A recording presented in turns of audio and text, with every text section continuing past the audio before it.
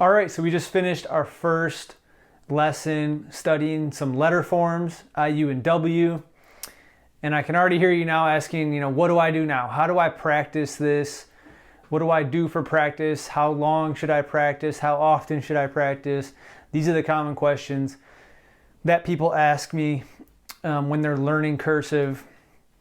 And let's talk about how long, how often you should practice. And really, this is all up to your level of commitment. So, it'd be great if you practiced every day or near every day, even if it's just 15 minutes a day.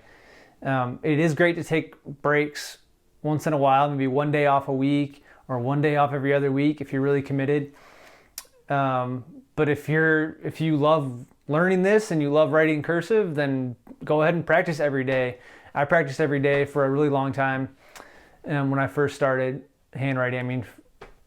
For months I was practicing every day before I think I took a day off. But you don't have to do that. If you want to practice 3 days a week, Monday, Wednesday, Friday, 15-30 minute sessions each time, you will make progress doing that. If you're following the videos and then spending some time practicing 3 days a week, I think that's probably like the bare minimum. If you do less than that, it's just hard to keep that habit going and that practice going over time. You're probably going to fall out. So try to find a schedule, try to set aside time to practice where that's what you're doing and that's your priority on your calendar, and enjoy the practice. So now the next question is, what do you do while you're practicing? And there's really two elements to practice in handwriting, and one is studying and one is practicing or executing. So for the studying, it's about looking at the letter forms you're about to practice or execute and, analyzing them, really trying to see them for what they are, seeing how the lines curve and the slants of the lines, and just knowing that letter inside and out, okay? And that's what we've, in each of these lessons, I analyze each letter, so you just kind of do that yourself. Look at the letter and draw lines on it, measure angles, see, look at how tall the letter is, where the letter starts and ends, things like that, to really get to know the letter. Spend time drawing the letter very slowly, maybe with a pencil and an eraser. That's a great way to study a letter, is to, look at the exemplar that I've provided in the worksheets, and then on a separate piece of paper or on that same piece over to the right, draw that letter as closely as you can to the exemplar, and then compare them and see where your drawing differs. And then you can erase and fix it until you get it absolutely perfect.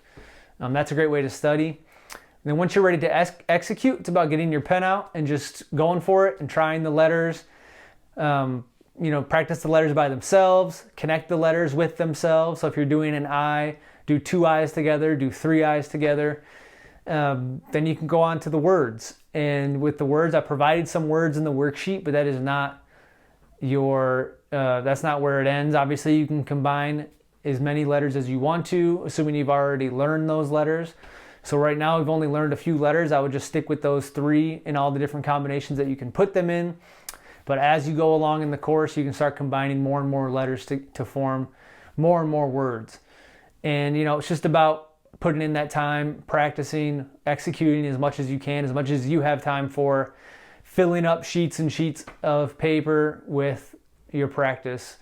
And then as you go along, always analyzing, like I show you in the lessons, analyzing your work, looking at your slant, your shape, your size, making sure that you are going for that consistency and finding your inconsistencies and then fixing them.